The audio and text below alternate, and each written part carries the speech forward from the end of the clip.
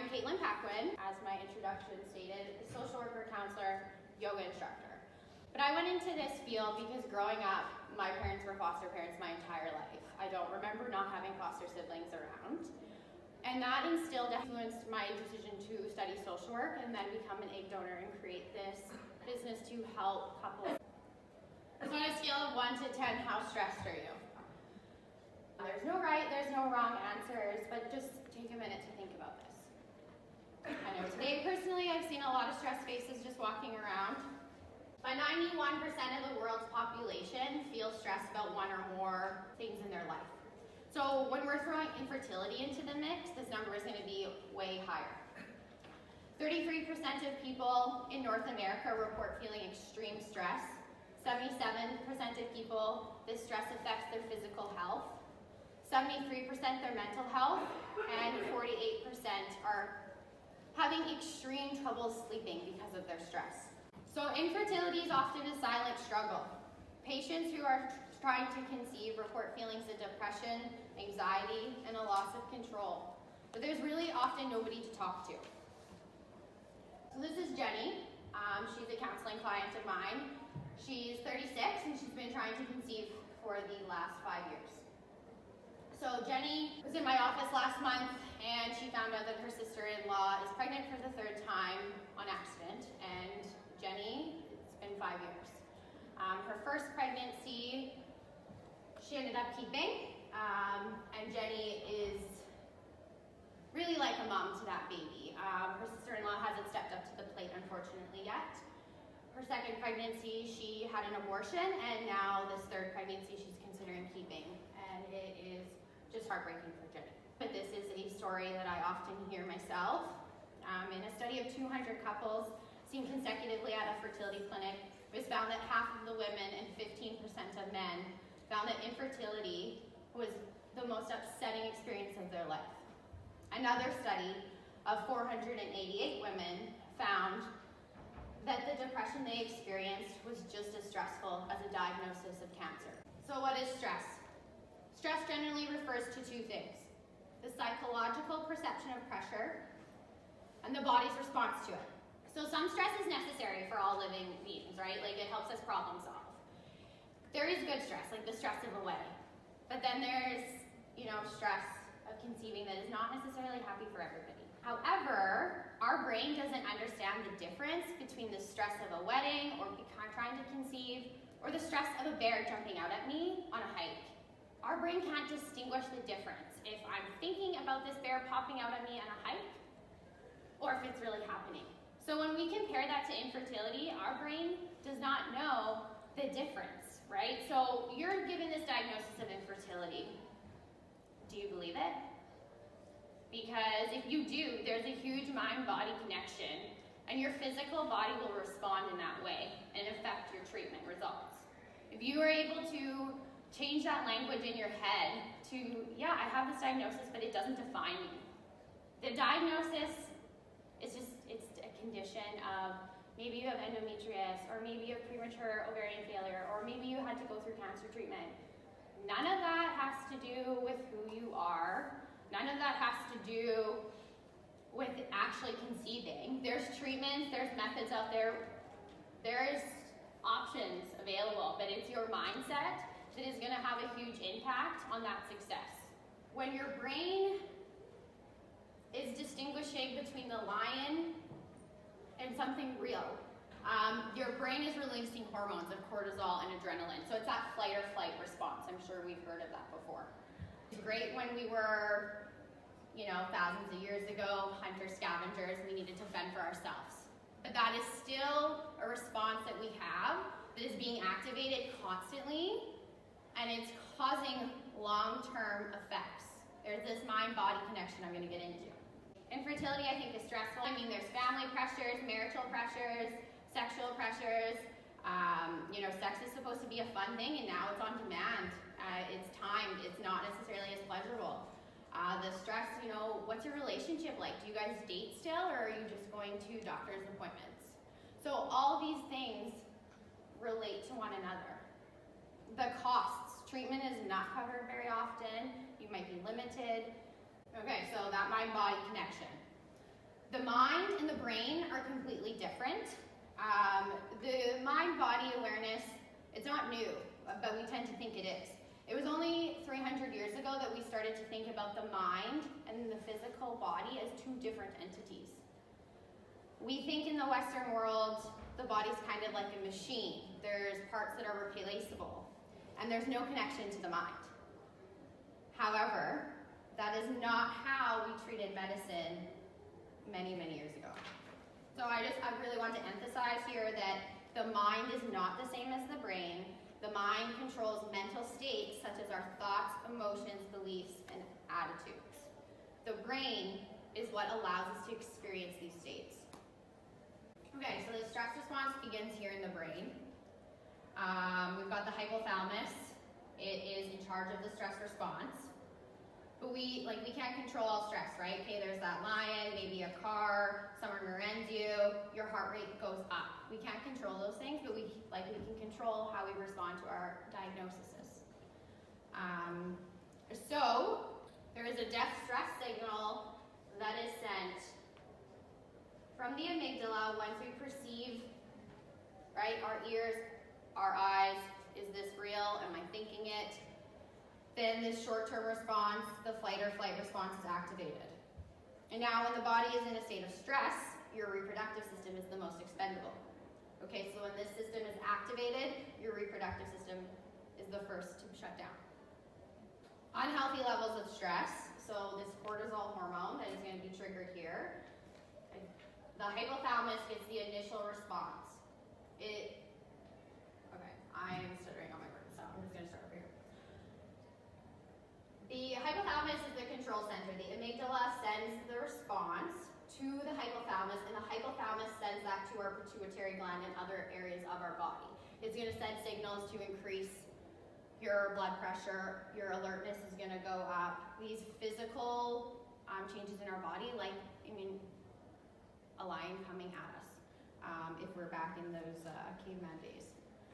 So these factors reduce egg quality, they delay the release of eggs, and inhibit the fertilization of an egg. It can. Okay, so we don't know the exact link between stress and infertility. However, there is a significant link. We just don't know exactly what it is. What we do know is this hormone, cortisol, which would have been triggered in that response, cortisol directly interferes with the gonadotropin-releasing hormone.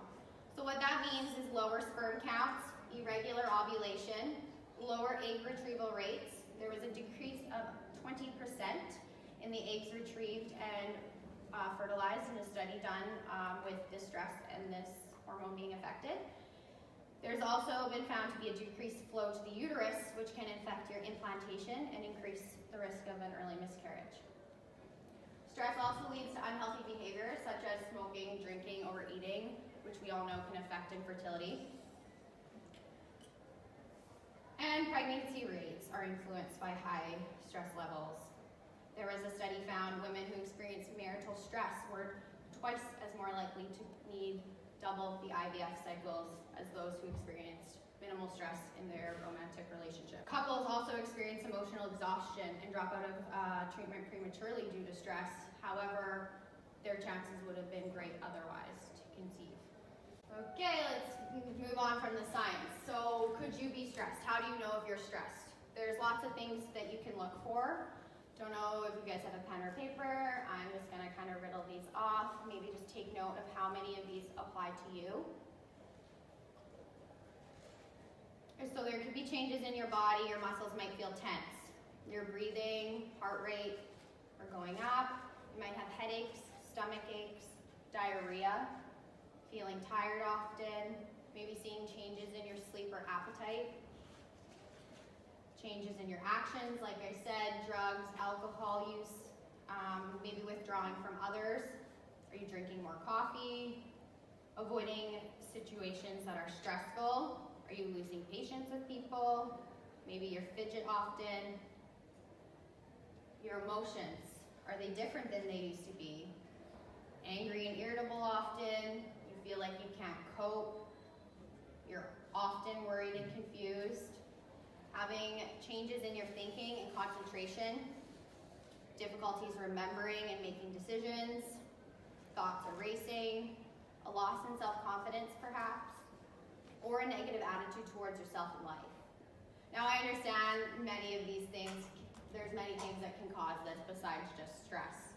However, if you're experiencing a lot of these symptoms along with the stress of infertility, you might want to seek extra support. So how can we reduce stress? There's research that shows reduced stress and improved moods dramatically increase pregnancy rates. And if you are able to use that mind-body connection, this is the most effective way that research has found to do this with infertility.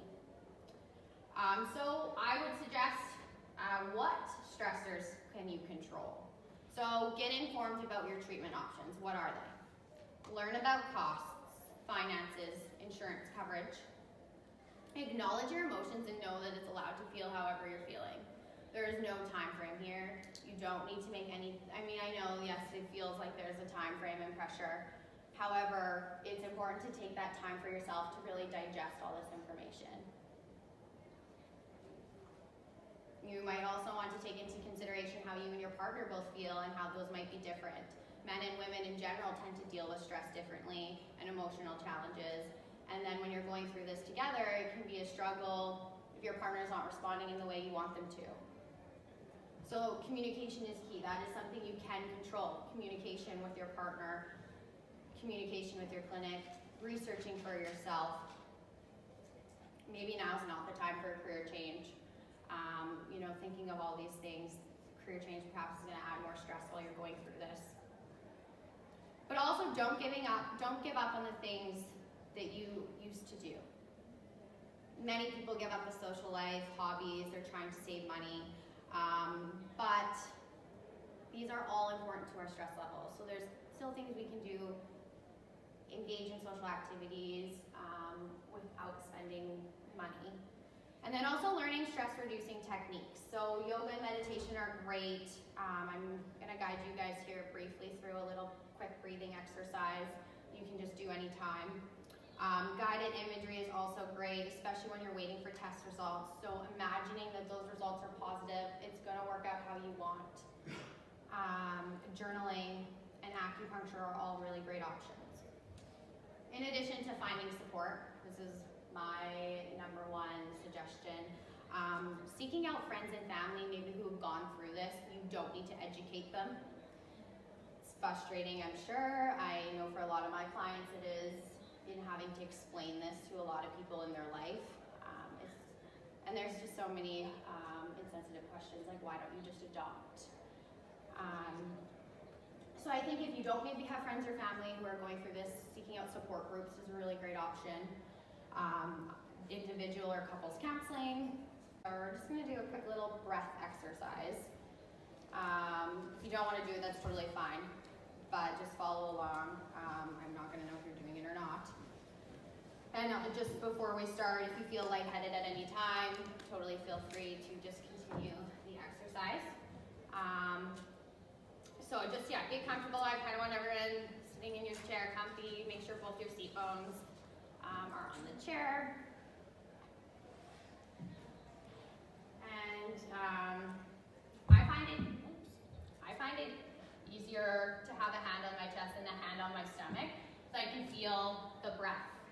So I'm just gonna kind of give some simple instructions before we do this together, and then I'll guide you along. So, okay, we're gonna start with hands here. Typically, we are breathers in our chest. We don't breathe through our belly often. So the goal of this is to take a full, deep belly breath. So what that looks like is breathing in from your stomach. You feel your chest getting big, going up into your throat. You hold for a brief second. You're gonna activate your pelvic floor. So that's like holding in the pee, like that little muscle, you're squeezing in that pee.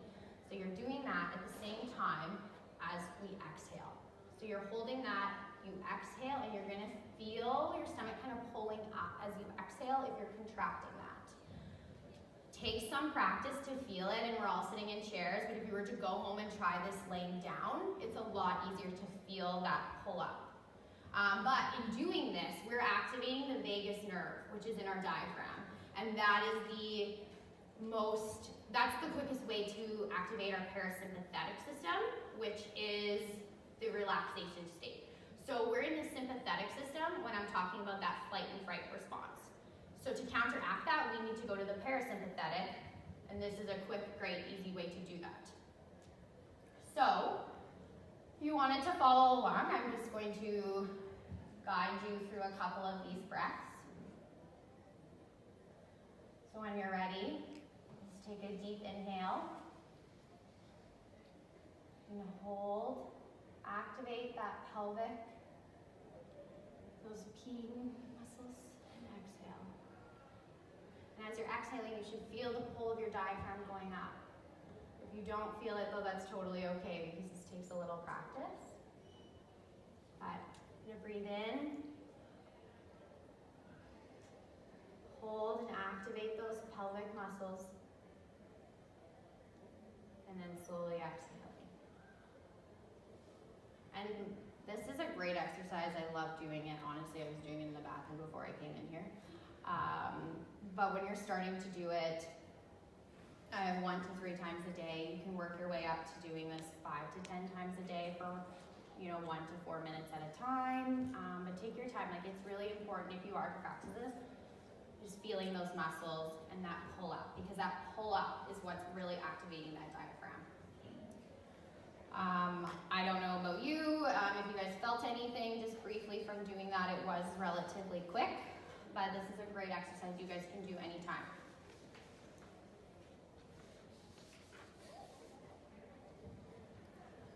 So, as I've said, research shows that reduced stress and improved moods can increase your pregnancy rates.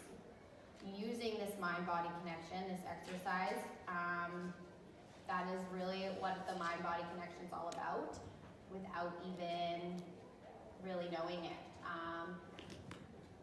We are connecting our mind as we are breathing to our breath. So I'm wrapping up way quicker than I thought, probably because I was stressed, but stress is inherent to infertility. So no matter how you guys got here, everything about this journey can be stressful, and that is totally normal. Any feelings that come with this process, depression, anxiety, whatever that might be, normal. Stress can diminish your pregnancy rates, but coping strategies can be very powerful to keep your stress in check. Remember, the higher the stress, the lower the pregnancy rates. And that's why at Her Helping Habit, I offer a variety of psychological services, including stress management and self-care consults, individuals and couples counseling, and fertility consulting packages. It's also why I decided to be involved with a documentary to help break the stigma on infertility and provide better information. It's called, oh my gosh, that's really bad. We're doing some filming today. I've got information at my booth if you guys would like. On Facebook, the Secret Society. I'm really stressed because I could not even think of something simple like that, and I know it. But yeah, thank you for joining me today, guys. I appreciate you bearing with me. This is my first time ever doing a talk like this. But just remember, if you guys choose hope, anything is possible.